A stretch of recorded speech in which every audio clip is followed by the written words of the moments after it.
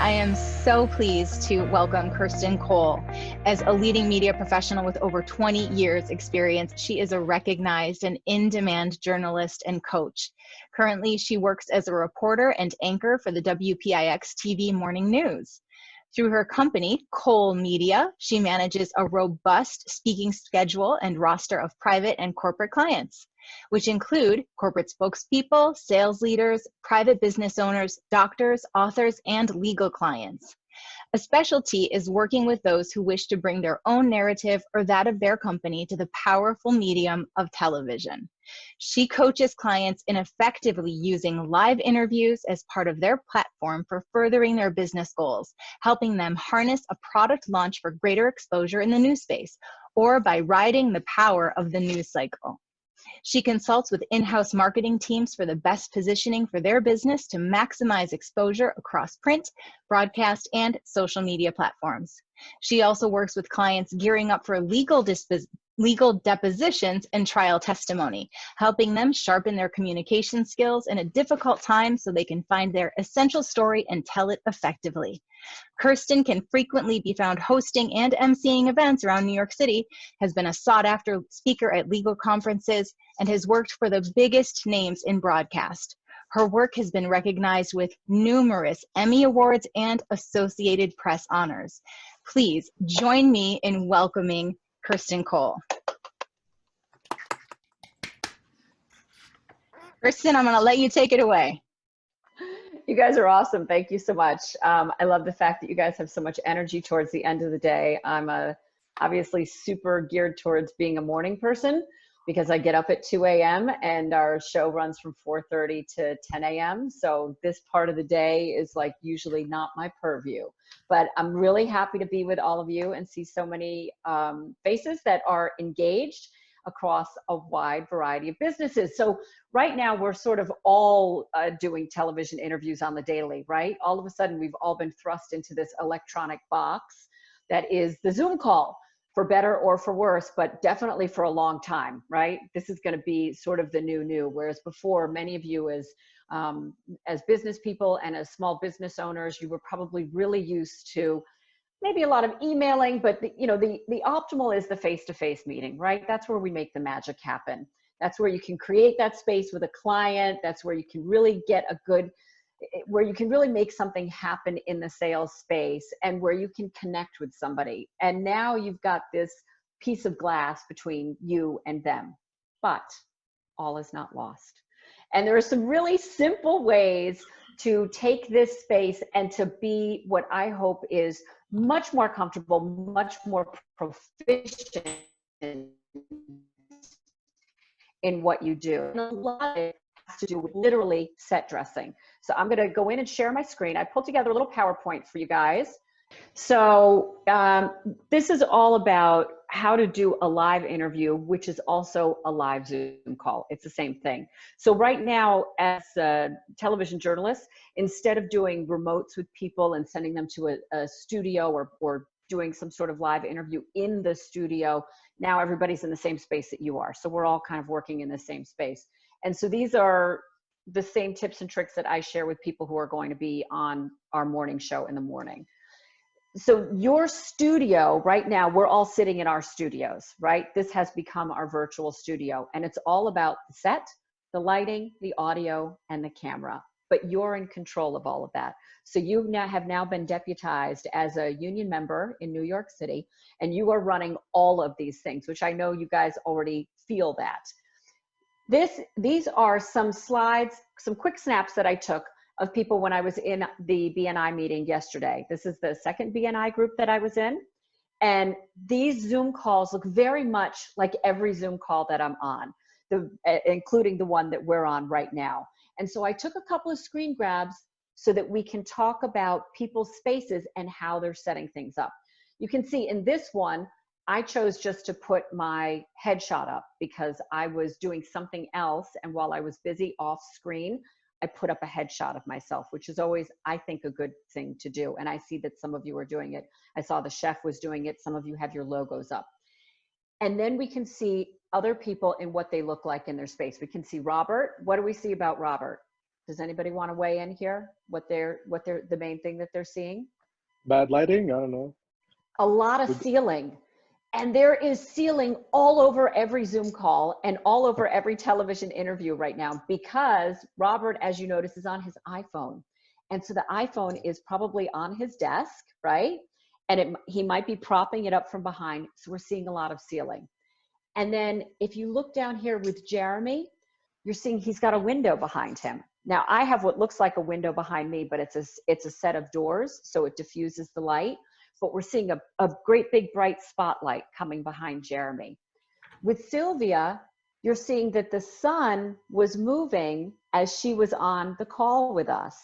And so the sun got very bright coming off of one side of her face, and it was darker on the other side of her face. Now, this is a Today Show shot. So this is set up professionally. You've got Hoda Kotb on the top. She's in studio. She's professionally lit. Then you have Carson Daly down here. He's got a window behind him, which is throwing a lot of light. And he's also got a window on the screen left side of his face. If you notice, you can see that's also very bright there, right? But he's at a good height. He's got about the same amount of headroom as everybody else does within the 4 box. Just a normal a spot of space between his head and the top of the frame. So that was framed up nicely, but still he's got all of that distracting light going on. This is an interview that aired on WPIX 11. Does anybody want to weigh in on how Silvana is coming across right now in the interview? Camera angle is off. A lot of things happening behind her. Mm-hmm. A lot of things on the wall. Yeah. Also, the fact that she's looking down at the camera, she almost seems haughty and above everyone else. So it's not a very even balanced person. It just looks like she's looking down at you. Exactly. Yeah, she looks really aloof. And she's done, Silvana, had like delicate earrings. She has a good television friendly color on. She had some things of interest, but they were all up by her head. So when you're looking at her, you're kind of, back there examining everything that's going on behind her. It's like, what is in her set? Are these pictures? And now we can't hear what she's saying, right? And we're already up against it when we're communicating in this space or in any space, because there are estimates that as little as 7% of what we communicate are the words that we choose to use. That everything else is coming into this space and being read and sending a message. And so when we're forced into this box, what we want to do is create our set to take away all of those distractions, and people can really pay attention to you and what you're saying. So a few things. You don't want to have any windows behind you or to the side of you where they're blowing you out and they're lighting you. You want to light yourself. You can use a ring light, which you can get them very inexpensively to clamp onto your laptop.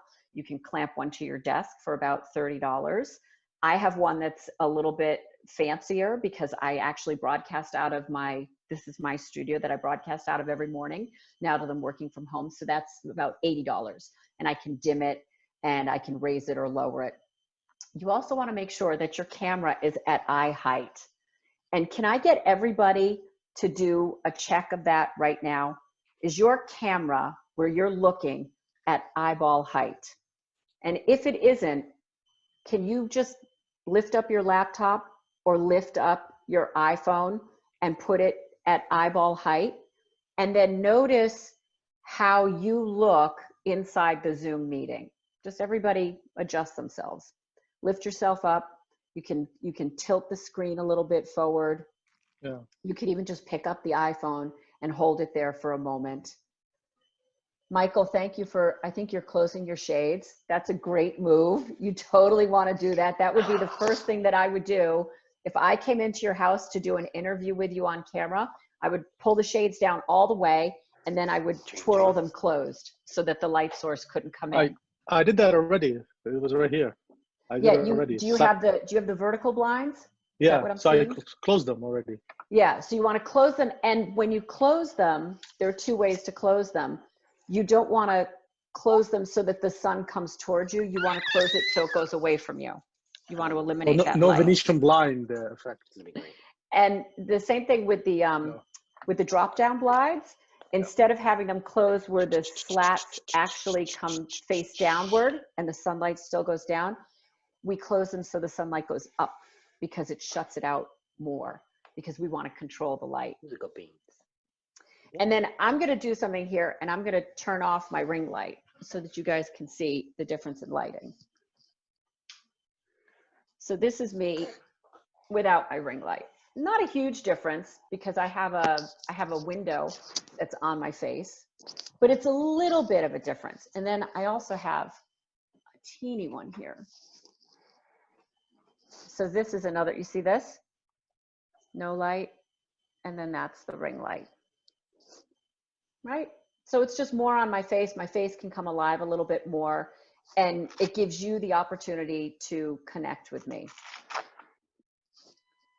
And so lastly, I grabbed a screen grab from my shot this morning.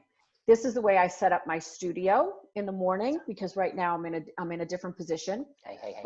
I put my ring light, I back it up against the window, so as the sun comes up over the course of 4.5 hours, I have the sunlight, and then I can also dim the ring light. And I create a little bit of a set behind me. You see, I put a little vase of flowers, I put my children's pictures. And what I do is I put that a distance behind me, maybe 3-4 feet behind me. You don't want to be right on top of your set. So like Tony has a nice set, because Tony Sargent, because he's got nice depth of field on there, and he's got some interest. It looks like a bookcase, and then there's a plant in the corner. I can't tell from your tiny thumbnail, but so there are a couple nice things of interest, but mostly what I'm focusing on is Tony, and that's what I do want to focus on. And then lastly, when you're getting ready to do a Zoom call or a live television interview, there are a few things that you get to do that you normally don't get to do in a live environment. You can actually have notes.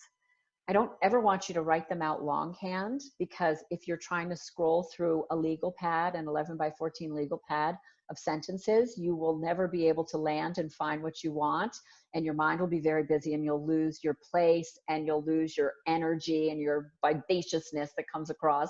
So instead, I love Post-it notes.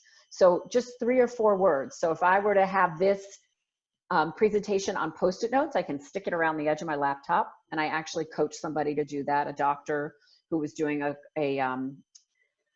debrief on drugs. And so we went through a few of the highlights of what she needed to get across, so she wouldn't get into the weeds with too much verbiage that would make it inaccessible for the average viewer to listen to her. I love to have sizzle phrases. So a sizzle phrase for the doctor might be, the bonus right now during coronavirus is nutrition. You really want to focus on your nutrition, or nutrition is king right now, or you don't have to get sick, stay fit right now. Just a couple little sizzle phrases so that you can have your message land a little bit more. And before you do one of these, if you are presenting, I really, really, really believe in either mirror or partner practice. If you have somebody that will do a give and take with you, and will do a Q&A with you, terrific. If not, do it in front of a mirror. And the reason why I say do it in front of a mirror is because you're getting instant feedback.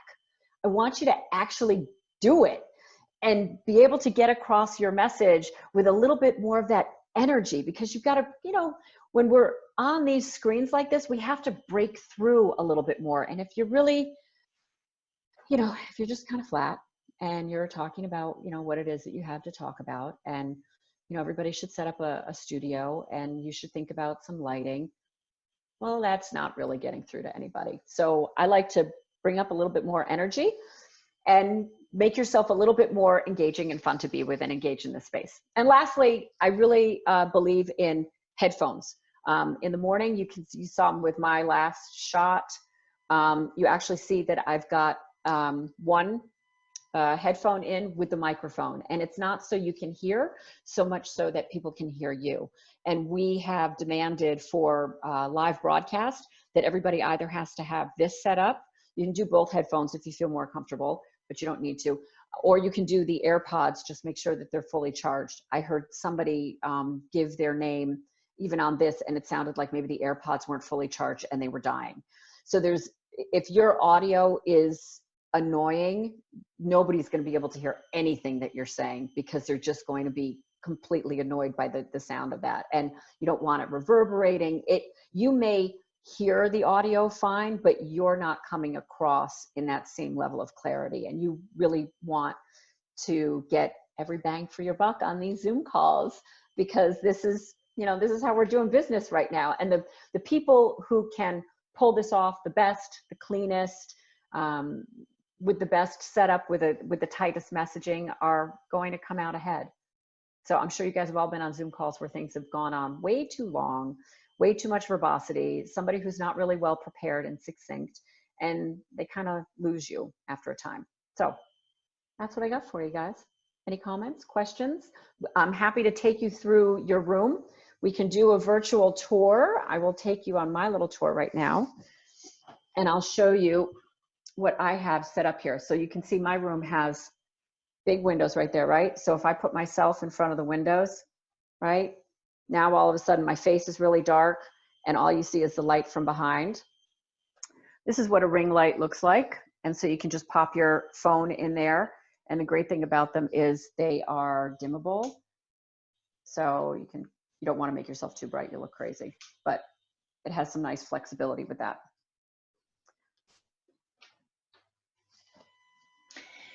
Kirstin, could you do the unshare now? And then as we're opening it up, we'll take some questions. And before we take questions from everybody else, there was something that you addressed, and you said with Silvana, the woman with blue that looked haughty, you said that she had a nice TV friendly outfit. So I would love for you, if you could address the dress. How should females and men be dressing, and what are the correct colors, or just tips on how we should dress? Yeah. So I like to keep it really simple and clean. You look fantastic. Stacy, you look great.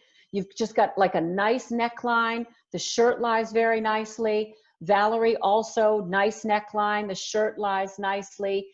Sylvia, you're wearing basic New York black, but I'm not getting a lot of like pop or anything off of it. I love, right now, I have worn my favorite color, TV blue.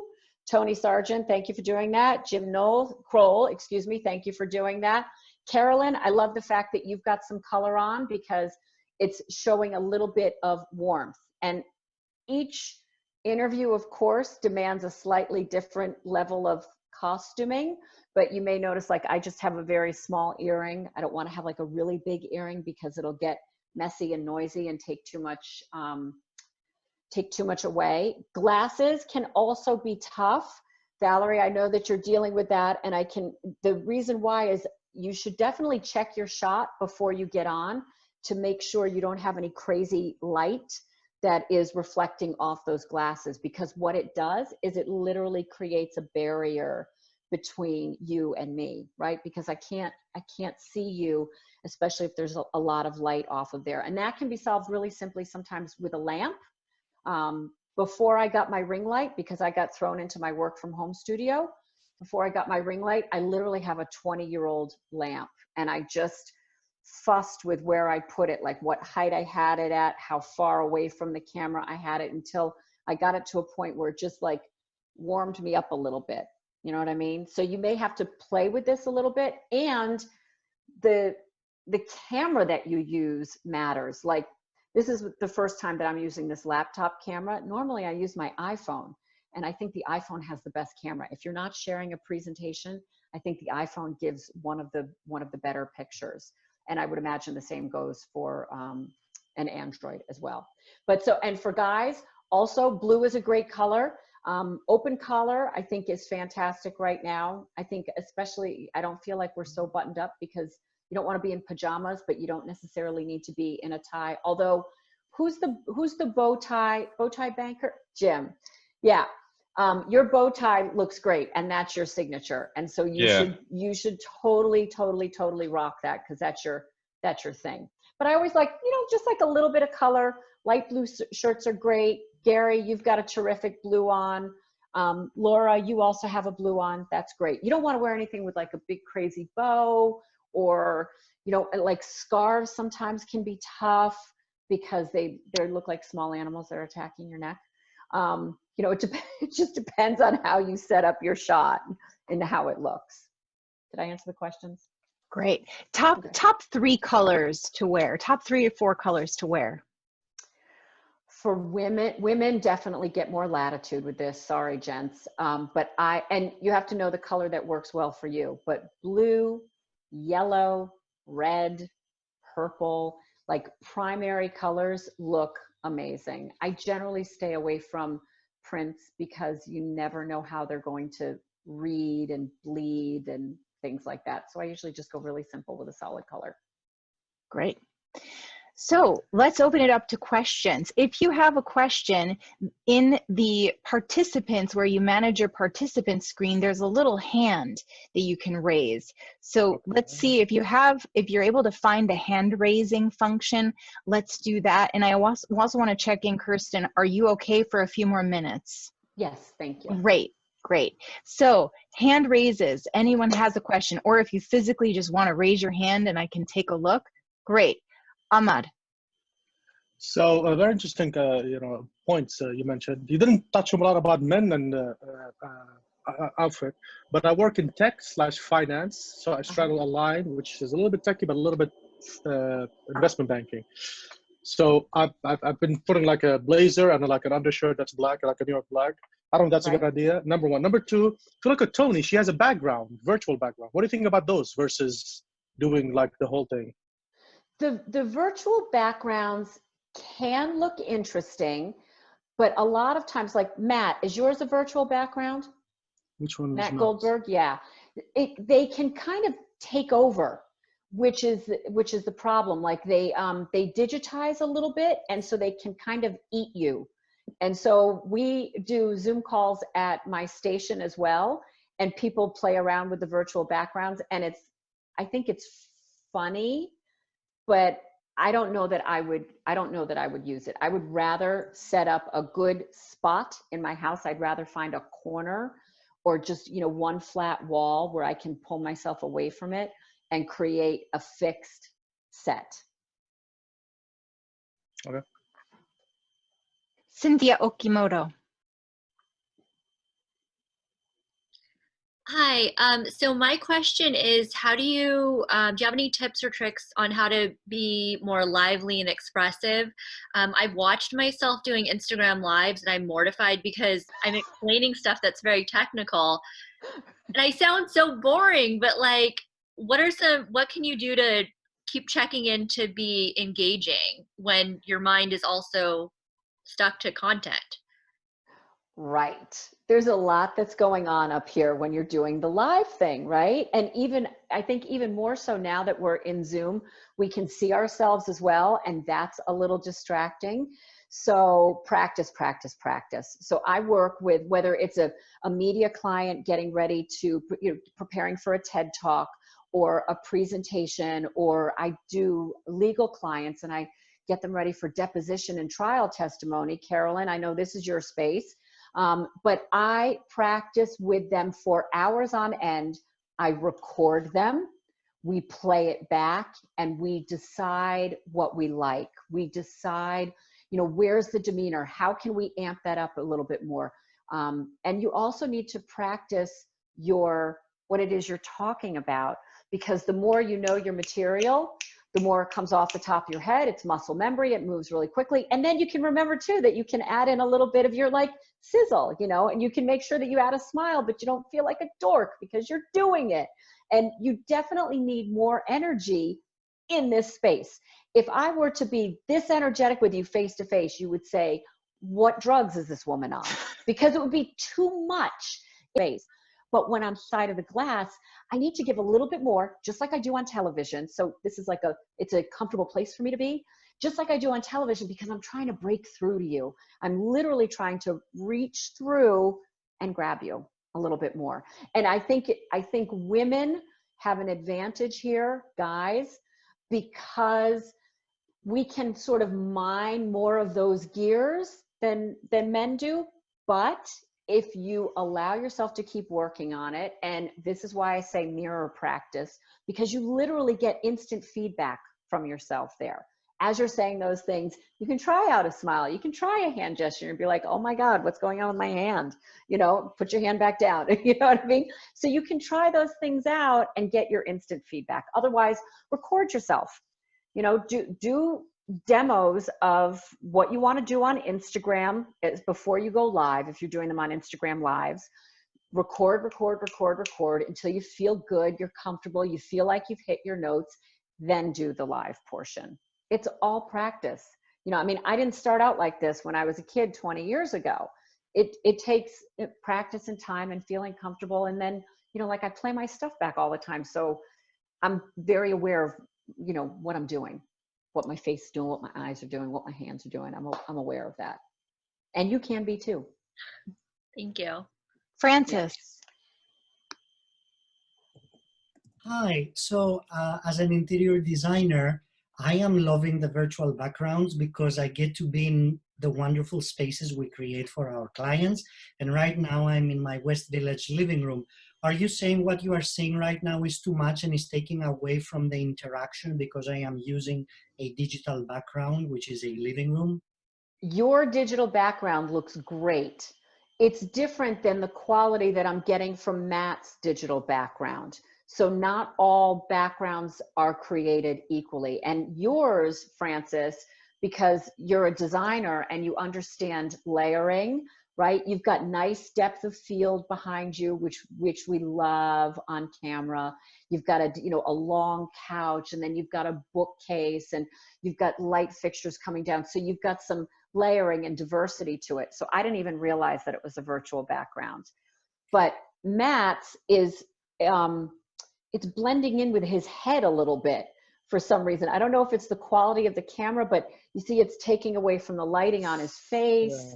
It's just like, I feel like it's not selling Matt as much as your background is selling you. And that's what you guys are all here to do.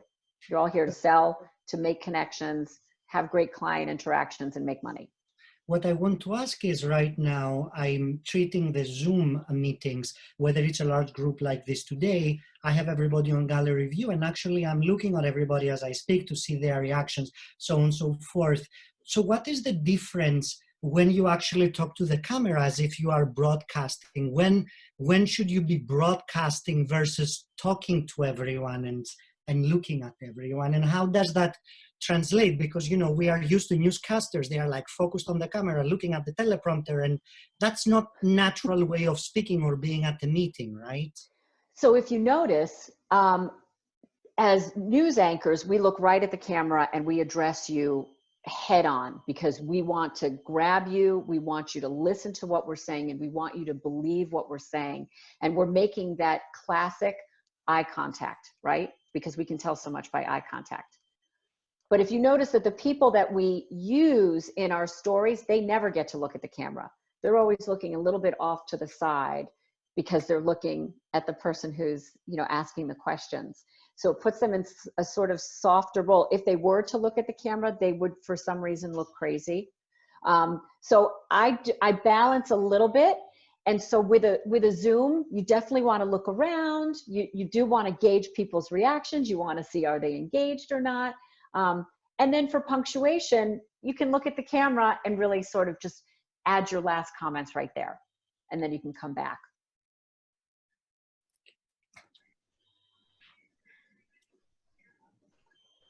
Rob, with your question?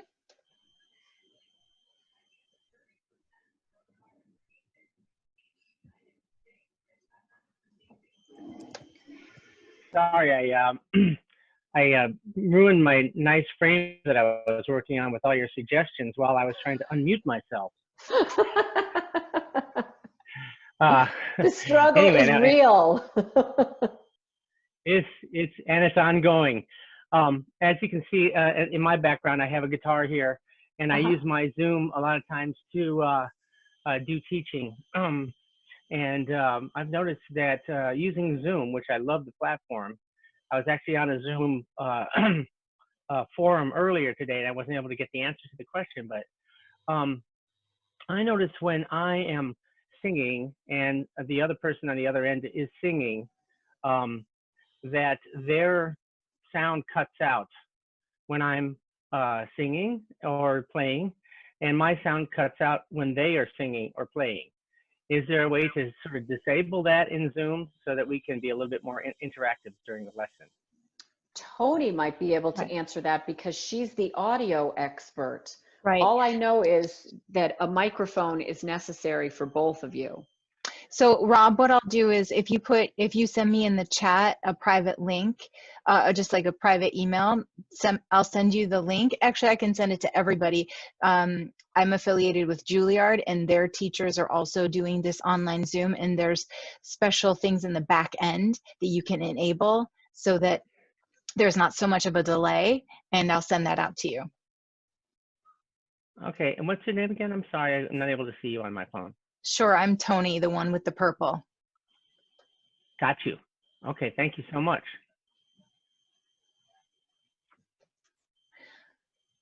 Great. Any other questions for Kirstin? If anybody wants to raise their hand. Matt's raising his hand. Sure. And also, Chris, I'm having a little technical difficulty over here, and so I'm going to leave the meeting and come back. You have hosting capabilities. Okay. If anybody has hands raised, can you take care of them? Yeah, no problem. Sure. Thanks. So I guess Matt will go to. I don't want to be muted. Matt Goldberg. Yeah, Matt, you're muted right now. Is the chat, the side chat, the Zoom group chat, is that also recorded when you record a video conference? And what about the private chat too? That I have no idea. That's way over my pay grade. I do believe chat is recorded. Private, I'm not sure, but I believe you can set it to record the chat as well as the video, and you can also set which video is being recorded, be it speaker view or it switches to everyone who's speaking. That's basically in your main settings when you're outside of the meeting, and it can change from meeting to meeting. Let me know, because I'll think twice about what I'm actually typing to people. Okay, and also, guys, Kirstin is not a Zoom expert. She is a media expert. Okay, Yeah. So any Zoom questions, we can table them. Are there any more media-related questions? Because we're going to wrap this portion up. Yes, raised hands. I think Joan wanted to go. Yeah. Yeah. Chris, take it over. Thanks. Yep, I think. Can you hear me? Can you hear me? Yes. Hey, Joan. Okay. Hi. So I want to know, being that I'm a little older and I have these glasses, and you mentioned about glasses, but I feel like I look older when I take off the glasses than when I put them on. And also I do, fairly serious work. So I'm wondering if you think glasses sometimes can be a positive. Listen, whatever works for you, whatever makes you feel comfortable is a positive, because anytime you're in any way uncomfortable, that can come across. And so when you're out of sync with yourself, it's being broadcast in all of those subliminal ways that somebody else can get. But for the record, Joan, I think you look amazing with and without. And I feel like I get to see you more without. So. Oh, okay. Like that. I mean, okay. I feel like I get to see you more. Yeah. I just feel like I get to connect more. I think your glasses have a little bit of a tint. They do. To them. Yeah. Yeah. And so it's literally like shading me from seeing you. And I want to see you. Okay. Very interesting. Thank you. Tony Sargent, you're up. Hey, Kirstin, this is awesome.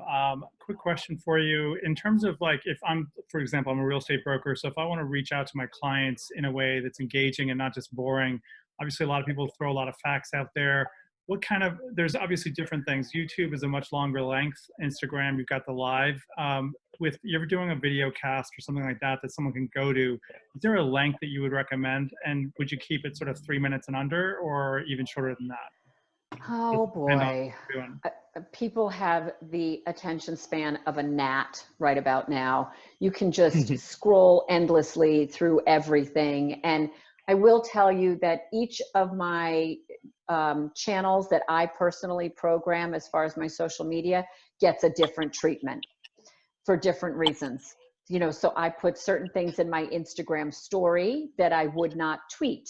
I put things on my Facebook page that are longer because I know somebody might have a little bit more attention span. And also my Facebook page is a pro page, so I'll put longer news pieces there.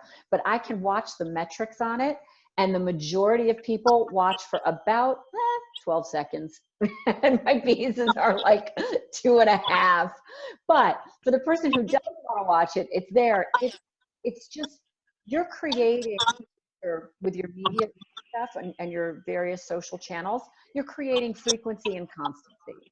So you want to show up as Tony the smart guy, Tony the fact guy, Tony the guy that you like, because people need to build relationships with you so that when it comes time to sell their $10 million pad, they call you, right?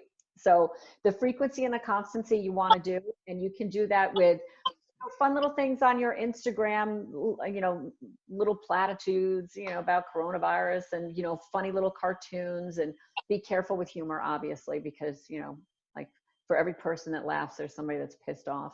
But, you know, you just got to program each channel differently. And then YouTube, I mean, YouTube is a great place to put a virtual home tour.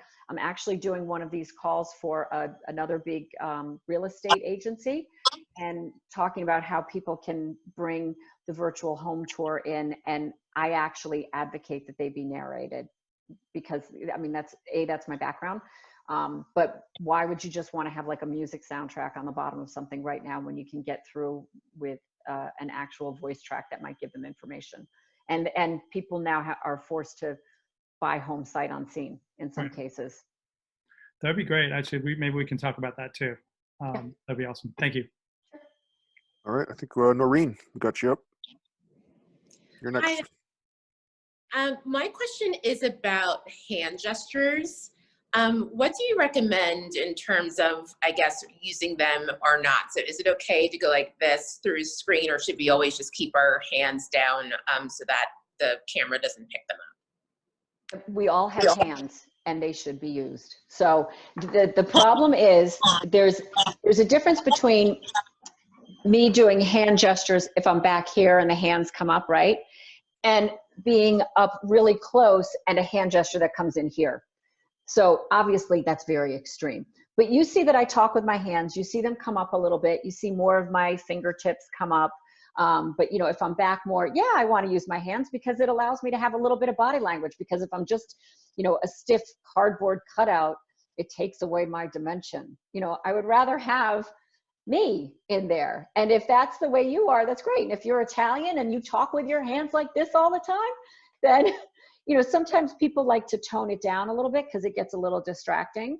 And in an actual, if I were doing interviews again, which someday I will be, you know, there are people that do a lot of this. They like clench their hands, you know, for like dear life. If you're a clencher, I would advocate putting them in your lap.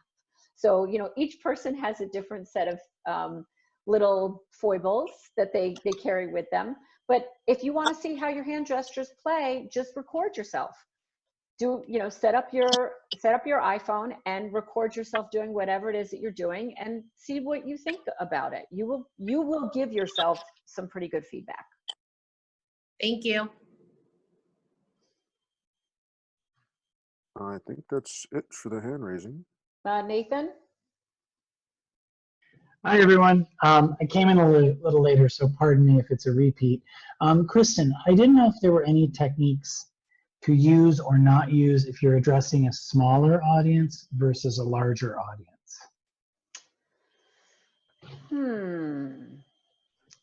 I mean, smaller is a little bit, I don't know. I mean, I address millions of people every morning, so I really don't know. No. Sorry. Listen, I think whenever you're in this space, you need to bring a little bit more of yourself. It's like you amplified. I feel like you need to bring an extra 10% just so that you can come across and be dynamic and own it a little bit more. We've all been around people that really know how to harness the energy of a room, right? Like, think about that. Think about when you've been in interpersonal situations, whether it's small or large group, and they really just tap into that and they know how to hold the energy of the room. And you are doing the same thing here, whether it's a small Zoom with 3 other people, or it's a larger one with this screen, or Zooms go up to 1,000 people. It is up to you to be sort of the ringmaster. You're in the center, you're in the spotlight, you need to hold their attention. And the ways that you're going to do it are by being really confident in what you're doing. So feeling good about how you look and what you're going to say, and being well rehearsed so you know where you're at. I want your confidence to shine through. The more confident you are, the more you know your material, the more you're going to come across and be able to be that ringmaster in the center, holding the energy of the space. Does that answer your question? One last question that came in via the chat was from Matt Goldberg about wearing makeup. Should we amplify our makeup, and should men be wearing makeup? Okay, so makeup is going to come down to camera and lighting. Everybody is going to look so much better with a decent source of light on their face. Women naturally wear makeup unless you're a no makeup person, which is totally fine too. What I always advocate for is not being shiny, not being too much of anything. So you don't want to use, I'm sorry, I know this question came from a guy, but I'm going to start out from the women.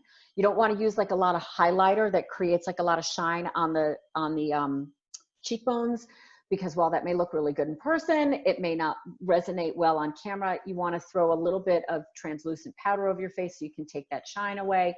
You don't want crazy overdone eye makeup. Even though I wear lashes on television, as pretty much everybody on TV does, I don't wear lashes when I'm at home on FaceTime Live, because I just feel like they're too much. So I feel like you just want to keep it subtle and professional. I don't know that men should be wearing makeup, but what you can do is get yourself a packet of oil absorbing papers. And yes, Tony knows about this. So you literally blot away the shine. There you go, Jim. You blot away the shine, and you can get it like on the nose and underneath. And sometimes they have a little bit of powdery residue as well, so it can just sort of like blend things out. And Jim had a question. You know, in these Zoom meetings, I'm engaged, I'm paying attention, but I find sometimes I've got resting bitch face. How do you get, because like, you know, I'm an engaged person, but like sometimes I get comfortable, I'm like, you know, like, that's my question. It's more of a statement. But Jim, I totally feel you, because you know what, I only recently started doing all these Zoom calls just like everybody else did. And yeah, I mean, a lot of people get into resting bitch face. And unfortunately, that was my husband peeking in at the window. Unfortunately, the older we get, the more gravity takes hold and the bitchier we look. So I feel like the older we get, the more it is incumbent upon us to have engaged face. So you need to sit there, and I mean, you don't want to smile like an insipid fool the whole time, but you do need to sort of like, you know, have your game face on. And that can be a lot of work on these longer calls. But listen, when you're with your friends and your associates on a BNI meeting that lasts, you know, an hour and a half, 2 hours, that's one thing. But if you're on a client call and you're in with, you know, people who could be signing a check for you, I'd say wipe that bitchy resting face right off and you put on your engaged face. And because this is all we have right now. This is what we got. We don't have our charming selves across a lunch table. We don't have a vodka martini in front of us for drinks. We don't have, you know, a latte that we can play with at a Starbucks. It is just this. So we need to make it work. And that's the reason why I advocate that you make your space work as well behind you, because people get bored and they start to look around. You know, Jim, your camera is way too low. You're looking down your nose at me, and I'm seeing the tops of your cabinets. Yeah, you got it right. And then Danny's got a lamp growing out of his head, actually on 3 sides. So you don't want, I mean, the lesser of all evils is a plain white wall, but you know, like Ahmad has just like a nice little bookcase behind him. I would advocate that he comes farther forward off of it. I would, you know, like move the whole setup forward. Andre's got a nice setup right there. Even though I'm seeing a lot of his ceiling, I think you've got like do you have a slope ceiling? Is that the reason why I'm seeing so much of it? No? Oh, there we go. Yeah, that's better. And you want to actually lift it up more and get rid of the ceiling. Nobody should ever see their ceiling, Tony, in their shot. So raise it up, get the books. I mean, I'm literally using like this is a PT tool that I use. It's a foam block. But you know, you got to find a way to get that camera at eye height, right? Very interesting. You know, like my shot looks good. I've got my camera at eye height and I have light on my face. And you can say, yeah, she's on TV every day, she knows how to do this. But no, like I've got light on my face, I've got powder on my face, I'm at eye height, I've got a little bit of interest going on behind me. It's incumbent upon you to make this work. This is your set that you are delivering from every day. Great. Well, with that, I want to thank Kirstin so much for taking this hour to spend with us. If there are any other additional questions, please put them in the chat and I'll email them to Kirstin, and then in the follow-up email, we can address them. And Kirstin, I want to give you a chance to share all of your social media and your company, and just take it away. And where can we find you and how can we help you? Well, when you send out the follow-up email to all of this, please include my email address, my phone number, and then I will also give you all my social media channels. But I'm on WPIX channel 11 here in New York, or on the PIX 11 app every single morning between 4:30 and 10 a.m. Not the whole time. I just dip in and out. But you can always find me on Instagram and Facebook and Twitter, and you can engage with me there. And I'm happy to help any of you, your clients, your friends out in this same space. I get people ready for TED Talks, for presentations, create a banging space inside their new studio / home / bedroom / living room. And I also work on messaging with anybody who is looking to take it to the next level. So happy to help. Here for you guys.